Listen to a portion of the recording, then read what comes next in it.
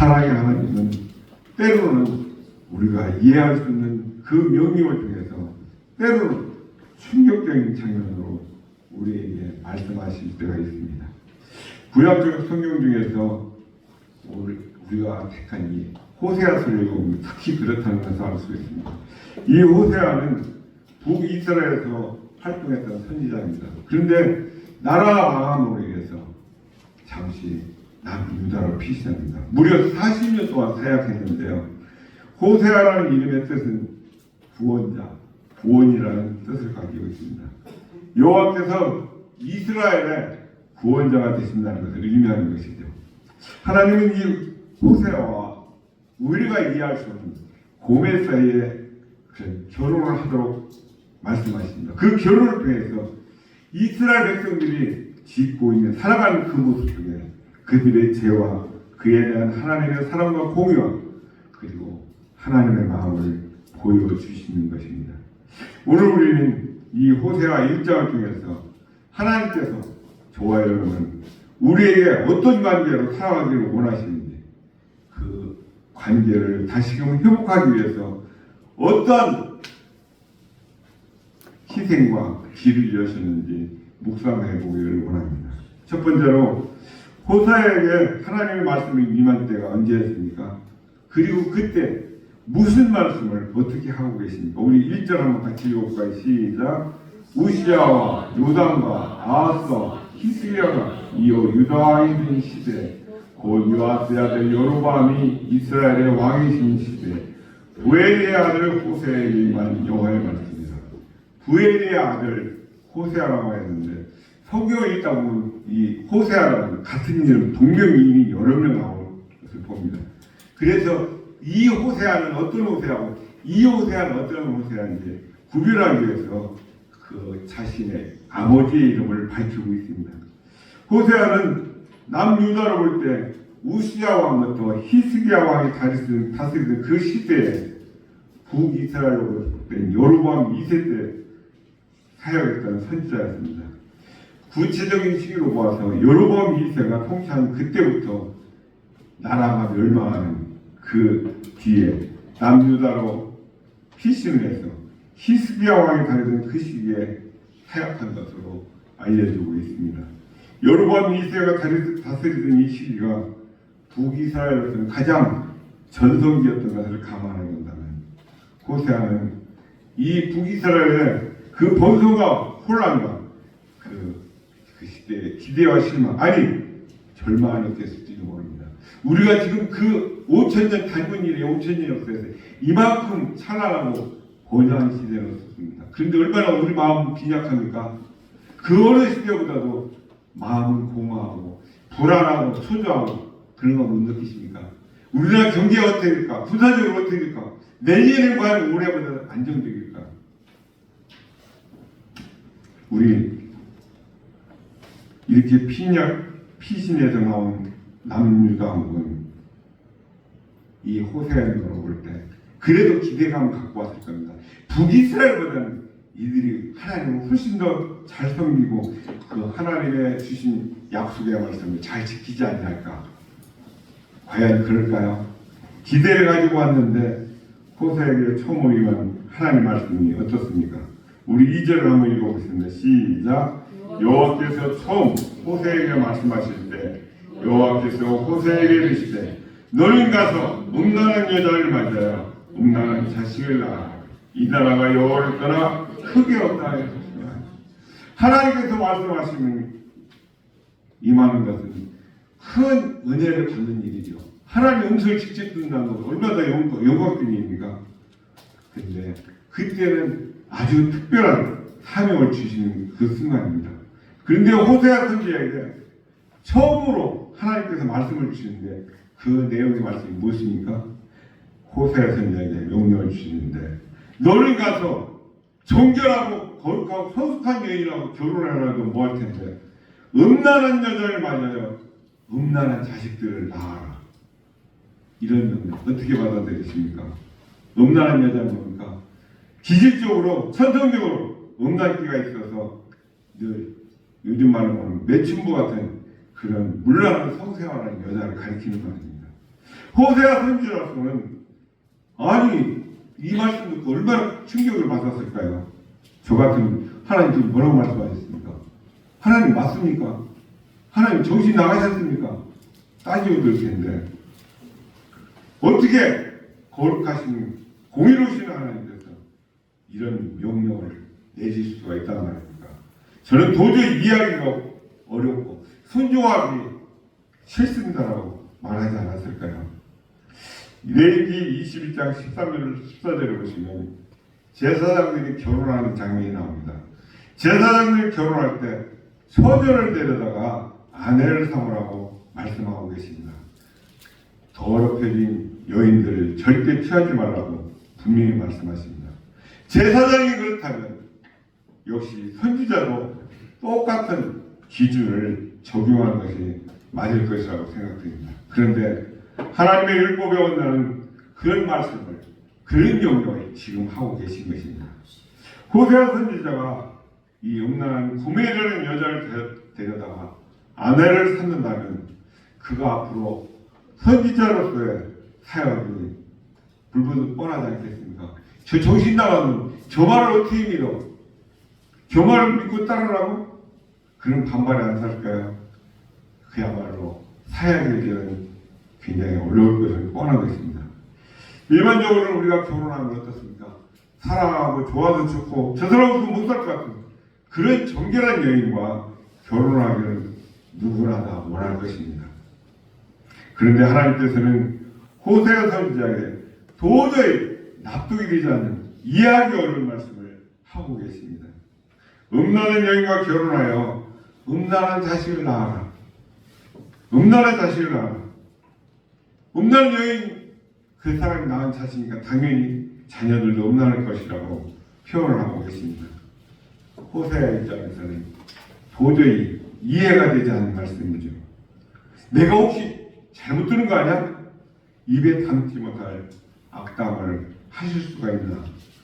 아무리 그래도 선지자에게 앞으로 가늠할 여인과 결혼하라고 말씀하시다니 이건 내가 잘못 들은 게 분명하다. 참 당혹스러웠을 것입니다. 그것도 일반 평민도 아니고 하나님의 사역을 감당하는 선지자에게 이런 명령을 내리신 이유는 무엇일까요? 결혼은 그저 막연하게 상상하는 것이 아닙니다.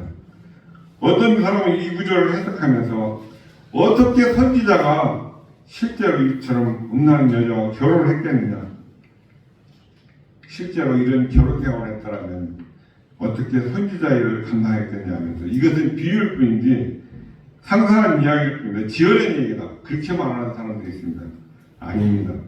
이것은 실제라고 보는 것이 지극히 타당한 말입니다. 실제가 아닌 일을 상상하고 추상한 일을 성경에 기록할 일은 없습니다. 아멘? 실제로 결혼을 했으니까 이런 자식들을 낳았고 3명이나 결혼도 안 했는데 자식을 낳아서 이름을 짓고 한다는 것을 성경에 기록할 수는 없는 일이라고 저는 판단해 듭니다. 이런 명령을 하시면서 2절 끝에 보면 호세의 삶으로 이 나라가 여호와를 크게 떠나 크게 음란하였다는 것을 보여주시기 위해서라고 말씀합니다. 하나님께서 이런 명령을 하신 이유를 설명하는 것이죠. 이스라엘 백성들이 나라가 번성하고 쇠하는 동안 이 백성들의 모습이 이처럼 심각한 상태를 나타내고 있다고 그 사실을 드러내도록 하고 계신 것입니다. 이스라엘은 하나님을 떠나서 크게 음란한 일을 했습니다. 무엇입니까? 이사야서 54장 5절 말씀을 보면 하나님은 너를 지으시니가 내 남편이다. 하나님은 너를 지으셨고 그 지으신 그 하나님은 우리들의 남편이라고 말씀하십니다. 또 예레미야서 54장 5절을 보시면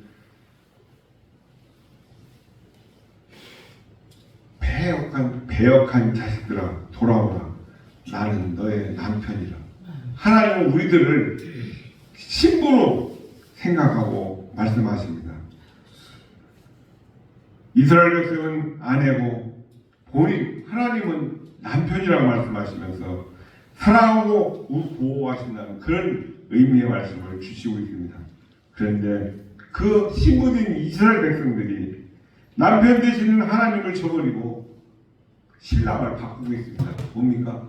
우상을 숭배하는 것이죠. 이방 나라들을 의지하고 살려고 하는 그런 마음을 가지고 살아가고 있습니다. 이것은 영적으로 본다면 간음하는 일입니다. 음행하는 일과 같은 큰 죄라는 것입니다. 오늘 말씀을 읽으면서 호세아 선지자에게 이 음란한 여인을 취해서 아내를 삼으라고 말씀하시고 있는데 상식적으로 있을 수 없는 일이죠. 저는 도저히 어떻게 이런 말씀하실 수 있나? 하나님이시니까 하기를 시키는 말씀은 당연한데 우리가 받아들일 수 없다는. 여러분 한번 생각해 주십시오. 자신이나 우리 자녀들이 결혼하는데 음란한 여인, 음란한 남자와 결혼해서 가정을 이루라. 그럴 부모 있습니까? 없지요. 호세의 입장을 봐서도 그렇고 이 명령을 내리시는 하나님의 입장을 본다 해도 도저히 이해가 안 되는 그런 말씀입니다. 이처럼 말도 안 되는 일을 지시하시고 명령을 하셨습니다. 하나님께서 바로 그런 말도 안 되는 일을 지시하고 명령을 하신 것은 이스라엘 백성들 너희 집 상태가 너희 꼬라지가 어떻다 그것을 알려주고자 하시는 하나님이시라는 것입니다. 이 말도 안 되는 말씀을 하시고 행동을 하시는 분이 바로 하나님이십니다. 이스라엘 백성들이 음행을 하고 하나님을 저버리고 우상을 숭배하고 하나님보다도 이방 나라 사람들을 더 사랑하고 따라하는 그런 엄청난 죄악들을 짓고 있는데 그런 죄지은 이스라엘을 그래도 사랑하시는 것이 호세아 선지자가 고멜 같은 이 음란한 여인과 사랑하고 가정을 이루는 것과 같은 이치라고 말씀을 하십니다. 거룩하신 하나님이 어떻게 이처럼 죄 많은 이스라엘을 사랑하실 수 있을까? 공의의 하나님이 그처럼 더럽고 추악한 이스라엘 백성들을 어떻게 용납하고 어떻게 받아들일 수 있을까? 이것은 도저히 하나님의 성품에도 맞지 않고요.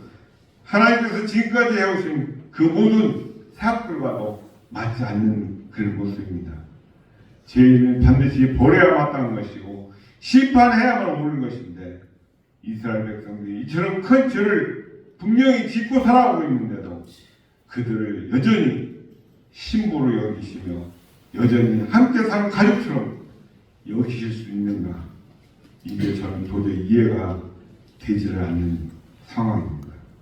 호세아 선지자가 결혼한 것이 이해가 안 되는 것처럼 하나님께서 이스라엘 백성들을 사랑하는 것은 더더군다나 이해가 되지를 않는 일인 것입니다. 그렇다면 오늘 이 시대 하나님께서 저와 여러분을 사랑하는 것도 이해가 안 되는 일입니다. 우리는 하나님의 사랑을 받을 만한 어떤 자격도 전혀 가지지 않았습니다. 지극히 멸망받아야 마땅한 자들, 지옥에 떨어져야 마땅한 것이고 하나님께서 저주하며 내버려야만 마땅한 그런 자들입니다.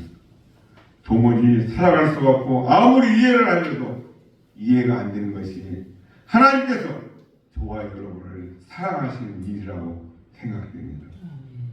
어떻게 저런 사람을 사랑할 수가 있고 어떻게 저런 사람들과 함께 살 수 있고 어떻게 저런 사람과 부부가 될 수 있는 이것은 이해할 수 있는 문제라는 것입니다.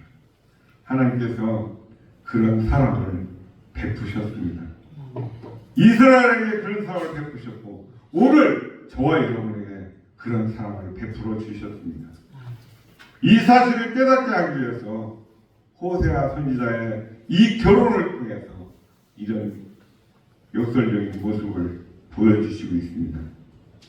호세아 선지자가 이스라엘 백성들에게 하나님의 이런 놀라운 사랑, 하나님의 이런 놀라운 은혜를 전해주기 위해서 자신이 먼저 이 길을 걸어가고 있는 것입니다. 말도 안 되는 결혼을 하는 것이죠. 이런 가슴 아픈 사랑을 자기가 몸소 체험을 하고 있는 것이죠. 그리고 이것이 얼마나 어렵고 힘든 것인가를 자신이 몸소 느껴보는 것입니다.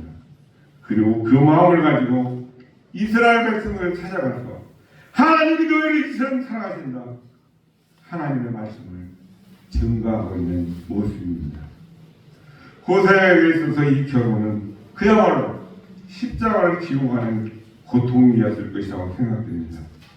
그냥 행복하고 그냥 마냥 즐겁기만 하고 좋은 그런 결혼 생활은 결코 아니었을 것입니다.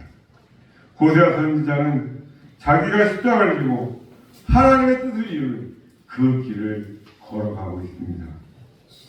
신랑과 신부가 서로가 신실해야 될 이 혼인 언약을 깨어버리는 것처럼 이스라엘 하나님의 백성으로서 부름을 받았지만 하나님 앞에 신실하지 않았다는 것입니다.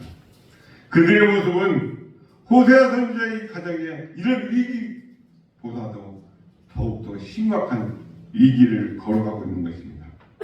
호세아의 이런 순종은 죄가 되질 않습니다. 우리 아까 선포했던 10계명 제6계명에 살인하지라고 말씀하셨죠. 그런데 하나님은 어떻습니까? 사울을 왕으로 세우시고 뭐라고 말씀하십니까? 하나님께서 직접 사울아 너는 아말렉을 진멸하라. 진멸을 그럽니까? 생각지 있는 다 죽이는 것입니다. 우리는 인생의 여정 속에서 하나님과의 관계를 얼마나 심각하게 생각하고 느끼며 살아가고 계십니까? 하나님을 떠나서 다른 것을 하나님보다 더 중요하게 여기는 것은 가늠과 같이 아주 추악한 죄악이라는 것을 똑똑히 기억하시기를 부탁드립니다. 두 번째로 호세아는 이 음남녀인 고멜과 결혼하여서 자녀를 얻었습니다. 하나님이 호세아의 자녀에게 어떤 이름을 지어주셨습니까? 그리고 그 이름의 뜻은 무엇입니까? 우리 3절을 읽어보겠습니다. 시작.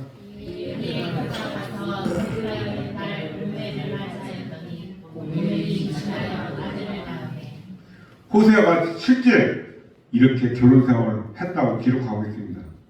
그 말도 안 되는 하나님의 명령, 그 말씀에 순종을 했습니다. 말도 안 되는 결혼을 한 것이죠. 그 여인과 결혼을 해서 아내를 낳았습니다. 3명이나 되는 자녀를 낳았습니다. 하나님이 호세아의 자녀가 낳을 때마다 직접 개입하셔서 이름을 지어주셨습니다. 하나님이 이름을 지으신다. 얼마나 영광스러운 일입니까? 그런데 어떻습니까? 우리 성도들 하나님을 떠나서 세상을 사랑한다면 그것은 영적으로 음해하는 일이라고 성경에서 분명히 말씀하고 계십니다. 과연 하나님이 지어주신 그 이름에는 어떤 뜻이 담겨 있습니까? 야고보서 4장 4절 말씀을 보면 가늠한 여인들아 세상과 버틴 것이 하나님과 원수됨을 알지 못하느냐? 그런즉 누구든지 세상과 벗이 되고자 하는 자는 스스로 하나님과 원수되는 것이며 이렇게 말씀하시는 것을 봅니다. 우리는 이렇게 고멜과 같은 가늠한 여자들이라는 것입니다. 사랑을 받을 만한 어떤 자격도 없고 이미 심판을 받고 멸망당해야 되는 그런 자들이라는 것이죠. 돌에 맞아 죽어야 마땅한 그런 자들인데 하나님께서는 그들을 용서해 주시고 우리를 사랑해 주셨습니다.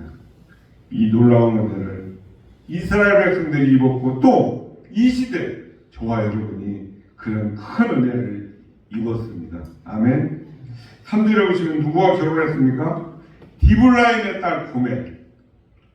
참으로 이 고멜이라는 뜻은 표현하기 싫은 단어입니다. 썩었다, 부패했다.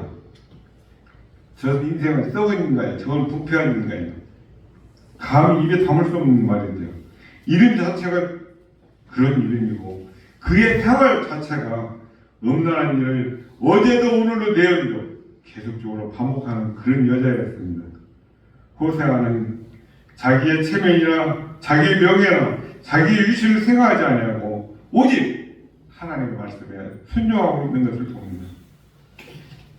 한번 생각해 보시죠. 저와 여러분에게 이 말씀을 주신다면 정말 괴로워서 내가 하나님 예배당에 나온 자체가 내가 잘못됐지 그렇게 이를 뿌듯뿌듯 가지 않겠습니까?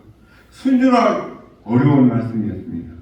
그냥 고생 좀 하는 말씀과는 차원이 다릅니다. 아니 돈을 좀 몇 천만 원, 몇 억 원 손해보는 그런 희생하는 말씀과는 차원이 다른 말씀이죠. 자신의 결혼 문제고 자신의 인생이 걸린 문제고 자신의 가정을 이루는 그런 문제입니다. 그러면 거기서 장차 자녀들이 태어날 것은 불보듯 뻔한 일인데 그냥 무조건 순종한다고 되는 그런 간단한 문제가 아니라는 것이죠. 이처럼 어렵고 힘들고 복잡한 그 문제의 말씀 앞에 순종하면서 결혼을 하고 있는 것이죠. 참으로 이해가 안 되지만 대단한 믿음이고 위대한 순종이라는 것을 우리는 생각해 볼 수가 있습니다. 호세아의 음란한 여인과의 결혼은 죄가 되지 않습니다. 왜 그렇습니까? 하나님의 말씀에 순종했기 때문에 그렇습니다. 우리가 하나님의 일을 한다고 똑같은 일을 해도 하나님께서 하지 말라 하는 일을 한다면 그건 죄가 되죠. 그러나 하나님께서 하라 하는 일을 하는 것은 죄가 안 되는 경우들이 많이 있음을 봅니다.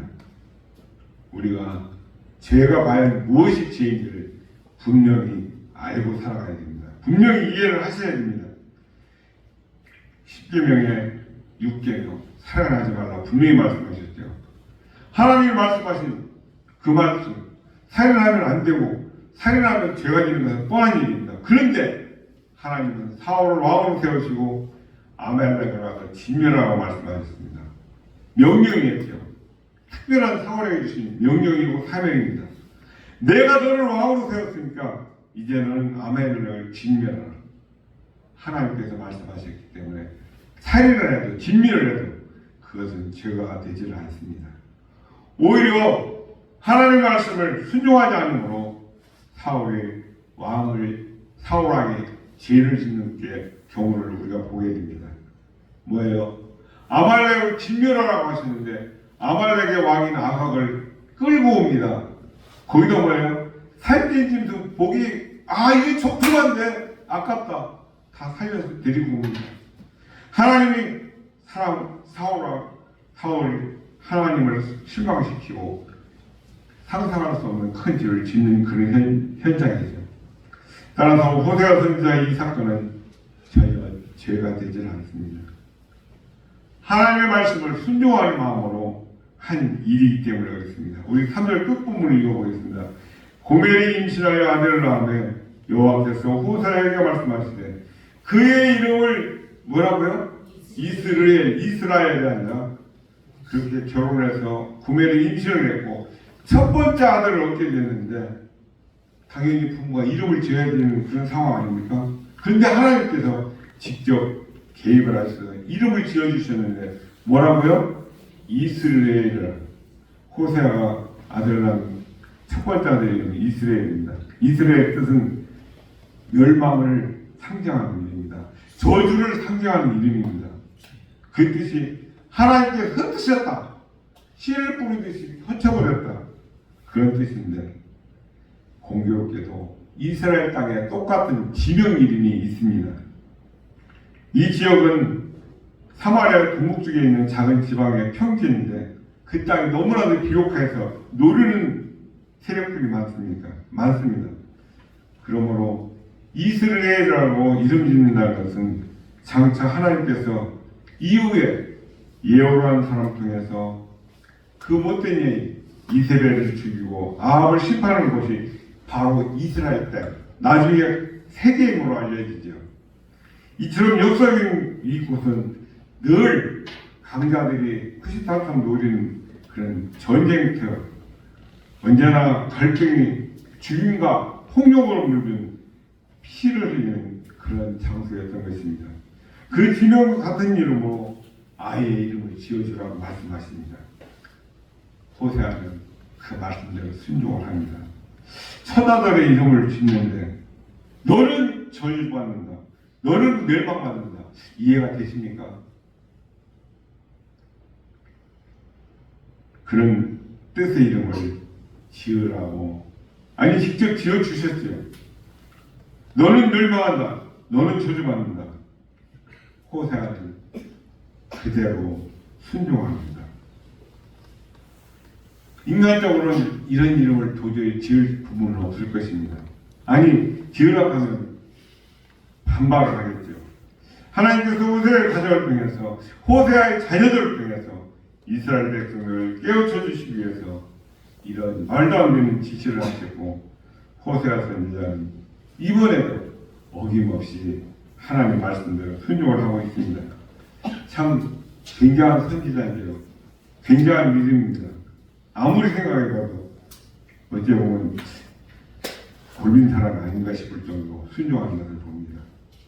호세아는 이렇게 순종을 잘하고 있는데 저나 여러분이나 자녀들이 결혼해서 첫 번째 아들 낳아 이름을 지어달라고 하는데 이런 이름을 지을 수 있겠습니까? 누가 지어줘도 아마 대판 싸움을 일으킬 것입니다. 우리 4절을 보시겠습니다. 이스라엘의 피를 예후의 집에 갚으며 이스라엘 족속의 나라를 폐할 것입니다. 북이스라엘을 하나님께서 아수르를 통해서 멸망시키는 것을 예언하는 말씀이죠. 그러면서 자녀의 이름을 이스라엘로 지라고 말씀하시는 것.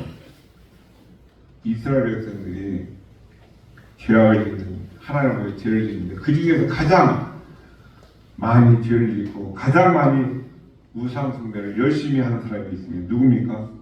백성들의 지도자 아합왕이죠. 그 아합왕이라는 사람을 하나님께서 심판하시기 위해서 예후라는 사람을 사용하신 것을 봅니다. 예후는 하나님의 일을 하면서 순종만 하면 될 텐데 하다 보니까 인간인지라 마음에 죄악이 싹들이 욕심이 생깁니다. 예후가 아합 집안을 심판하면서 이스라엘 지방에서 몇 가지 잘못한 것이 있습니다. 나중에 하나님께서 쓰신 이 예후의 집안도 벌을 내리시는 것을 보게 됩니다. 4절 끝에 예후에 갚으며 예후도 하나님의 심을 받게 되는데 예후는 무슨 잘못을 범했기 때문에 하나님께로부터 심판을 받을까요? 하나님의 명령에 순종하면서 아합의 집을 심판하는 그 과정 속에서 하나님께서 시키지 않은 일을 본인이 자청해서 하고 있습니다. 말씀에 순종하는 차원에서 하는 것이 아니라 순전히 자신 개인의 생각, 적개심, 때려 죽이는 무식이야. 우리를 이렇게 괴롭혔지. 하나님을 섬기는 것은 그런 개인적인 생각, 개인적인 감정을 가지고 살기를 품고 아합의 집안을 멸한 것으로 만족하지 않고 그 아하시아와 그의 형제 42명을 함께 죽이는 그런 끔찍한 일을 행한 것입니다. 그것은 하나님께서 허락하신 일이 아니었습니다. 죽이지 않아야 될 그 사람들까지도 모두 죽여버리는 실수를 한 것입니다. 그래서 자신이 왕이 되어서 예후 왕은 북이스라엘을 개혁하는 역할로 세웠지만 예후는 오히려 아합을 멸하고 있습니다. 그 이유가 뭡니까? 욕심이 생겨서 자신이 왕이 되고 싶어요. 그래서 남유다는 이게 한 혈통으로 개성되지 않습니까? 근데 북이스라엘은 3대, 4대, 심지어 2대에서 왕이 바뀝니다. 피나는 그런 역사를 갖고 있죠. 예후가 왕이 되는 게 자기도 또 똑같이 우상숭배를 합니다. 저 우상숭배하는 때문에 그 심판을 하겠는데 자신이 그걸 심판하고 자신도 똑같은 일을 했다. 그럼 뭐예요? 자신도 심판을 받아야 되는 것입니다. 그렇죠?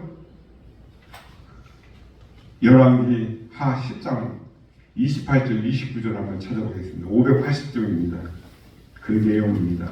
예후에 어떤 일을 했는지 열왕기 하 10장 28절 29절 함께 읽겠습니다. 시작.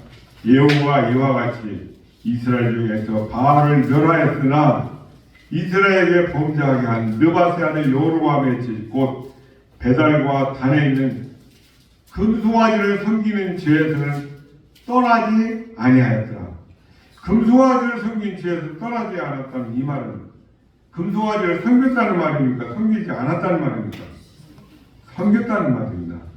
금송아지를 만들어 놓고 우상이 섬기는 그 죄를 아합을 처단한 예후도 똑같이 범했다는 그 말씀을 기록하고 있습니다. 그래서 예후가 아합의 집을 심판한 지 약 100년이 지난 뒤에 예후의 집도 똑같이 이런 심판, 가품을 받는다는 사실이 이 말씀에 기록되고 있습니다. 본문 4절 끝에 나오는 이스라엘 피, 그 피를 예후의 집에 갚으며라는 말씀이 이 말씀인 것입니다. 이스라엘은 아합의 집에 심판을 받은 그 장소죠. 그 장소와 똑같이, 그 일과 똑같이 그 아합과 똑같은 죄를 지었고 자신도 똑같은 심판을 받고 있습니다. 왜 그렇습니까? 다른 사람이 죄 지었다고 그를 죽여놓고는 자기도 그 사람과 똑같은 죄 지었기 때문에 하나님 앞에 똑같은 벌을 받는 것은 지극히 마땅한 것이죠. 다른 사람이 잘못했다고 정죄하고 다른 사람이 잘못했다고 저런 놈은 죽어야 마땅해 그렇게 해놓고 자기 자신이 똑같이 죄를 지으면 자기도 그 사람과 똑같은 그런 사람이 되는 것이죠. 예후가 바로 그런 사람이었습니다. 예후가 죽은 후에 북이스라엘이 망한다는 그런 말씀인데요. 하나님을 의지하기보다는 자신의 눈에 보이는 분사력을 더 의존했고 이스라엘 백성들을 죄악의 길로 가게 했기에 하나님께서는 그들의 화를 꺾으며 심판하겠다고 말씀하십니다. 그리고 시간이 지나 호세아는 두 번째 아이를 낳습니다. 이번엔 딸입니다. 6절을 함께 읽어보겠습니다. 시작. 고멜이 또 임신하여 딸을 낳으며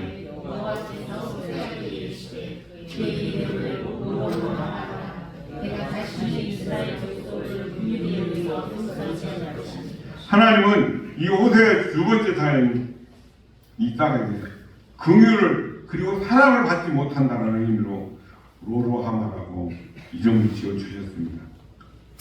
태어난 아이에게 축복에도 천사를 파는데 축복이 아니라 저주를 하고 있습니다. 이스라엘 백성들은 자신들이 하나님께 선택받은 백성이라고 늘 자부심을 가지고 상대방을 짐승처럼 깔보고 살아가고 있습니다. 그런데 하나님이 이제 그들을 용서하지 않고 그뿐만 아니라 이제 너희는 더 이상 사랑과 긍휼을 너희에게 베풀지 않겠다는 그런 하나님의 굳은 뜻을 분명하게 밝혀주시고 있습니다. 긍휼히 여김을 받지 못하는 자, 다시 말해 사랑을 받지 못한다는 것입니다. 둘째가 젖을 뗀 후에 어느덧 셋째가 생겨서 낳았는데 이번에는 또 아들이었습니다. 하나님은 이 셋째에게 이름을 지어주셨는데 우리 8절 9절 읽어볼까요? 시작. 고멜이 로마를 젖은 후에 또 이사의 아들을 낳으며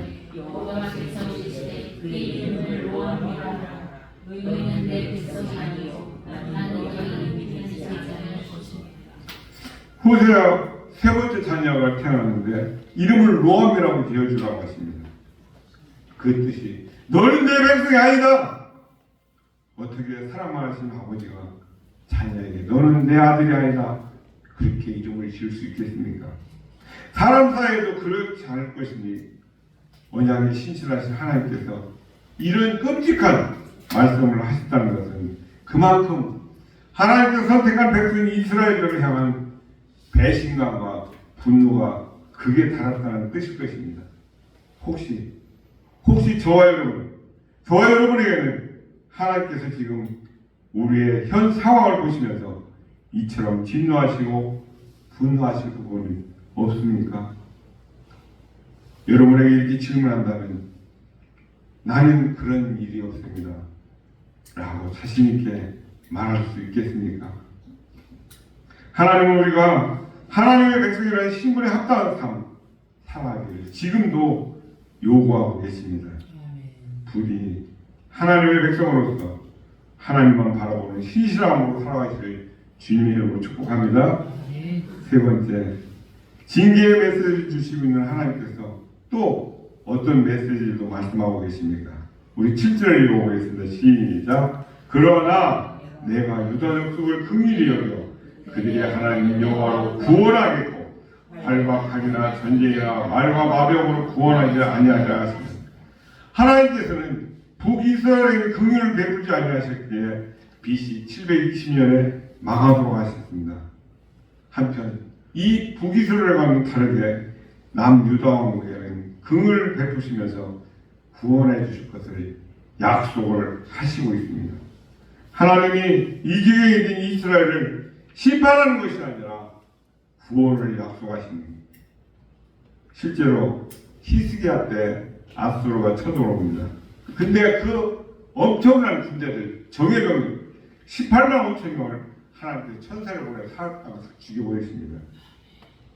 하나님은 하나님 백성의 심판이 아니라 구원 베푸시기를 원하시는 하나님이신 줄 믿습니다.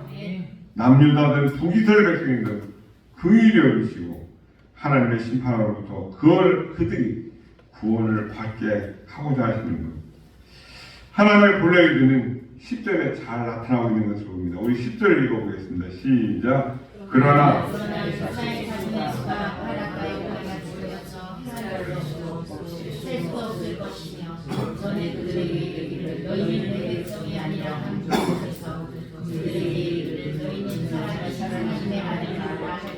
아멘. 하나님은 이스라엘과 약속한 그 말씀대로 이스라엘 자손들이 바닷가에 모래같이 되기를 약속해 줄 수 있습니다. 이 회복의 약속은 그들이 살아계신 하나님의 아들들이 되는 변화를 말하는 것이죠. 하나님이 이스라엘에 다른 것들을 따르지 않고 하나님께로부터 생명을 받아서 누리며 하나님의 자녀로 사는 삶을 약속해 주시고 있습니다. 심판에 이르러 죄를 따르는 그 백성들에게도 하나님은 유일한 생명의 길이 되시는 분입니다. 하나님께 심판의 권세가 있다는 것뿐만 아니라 그분만이 유일한 회복의 길이라는 것도 믿고 살아가고 계십니까? 저와 여러분은 하나님의 자녀가 되었습니다. 이미 이 회복의 길을 걸어가고 있는 것입니다. 앞으로도 계속 하나님께서 주시는 약속을 믿고 따라 살아가야 마땅할 줄 믿습니다. 네 번째입니다. 드디어 하나님께서 로암미와 로로하마의 이름을 바꿔주십니다. 그 이름의 뜻, 어떤 이름이고 그 뜻은 무엇인지 우리 11절과 2장 1절을 함께 읽어보겠습니다. 시작. 이에 유다 자손과 이스라엘 자손이 함께 모여 한 우두머리를 세우고 그 땅에서부터 올라오니 이스라엘 날이 클 것이므로 너희 형제에게는 암미라 하고 너희 자매에게는 로하마라 하라. 아멘. 로암미, 로로하마가 이제는 암미와 로하마가 되었습니다. 하나님 백성이 아니라고 하였고 하나님의 사랑을 받지 못한다고 하는 그 뜻의 이름이었는데 이제는 어떻게 됩니까? 내 백성이요 하나님의 긍휼히 여기심을 받는 자로 바뀌게 되었다는 것입니다. 반역자에서 버림받은 자의 위치에서 하나님께서 회복시켜 주신 자대로 된 것입니다. 흩어졌던 민족이 한 민족이 되게 하시고 그들이 끌려다니는 그곳에서 다시 세워주실 것입니다. 긍휼이 없던 사람들에게서 하나님의 긍휼이 있게 될 것입니다. 하나님의 백성이 아니었던 그 사람들이 이젠 하나님의 백성으로 살아가며 하나님을 부르게 될 것이라는 것이죠. 뭡니까? 원상 회복, 원상 복구라고 말할 수 있겠죠. 언제 그렇게 됩니까? 그들의 우두머리가 세워졌더라 했는데 지금 당장이 아니라 정확히 그 대상이 지금은 누구인지 알 수 없지만 나중에 누굽니까? 결국에는 예수 그리스도. 하나님께서 세우신 그리스도 예수님을 통해서 모든 인생들이 구원받았다는 것을 믿음으로 고백하게 된다는 것입니다. 아멘. 하나님께서 보내주신 예수 그리스도를 통해서 지상에 있는 모든 교회가 하나됨을 누리는 것이죠. 저와 여러분의 대장 되시는 분, 저와 여러분의 우두머리가 되시는 그 예수님 덕분에 우리는 새 생명을 얻는 존재가 되는 것입니다. 예수님을 통해서 우리는 하나님의 그 풍성하신 은혜를 얻었고 하나님의 긍휼하심을 받은 하나님의 자녀가 되었습니다. 아멘. 하나님의 백성으로서의 삶은 오직 하나님이 세우신 예수님 통해서만 가능한 일입니다. 우리는 예수 그리스도를 통해서 있게 된 하나님 아버지와의 관계에 늘 신실되고 진실해야 될 줄 믿습니다.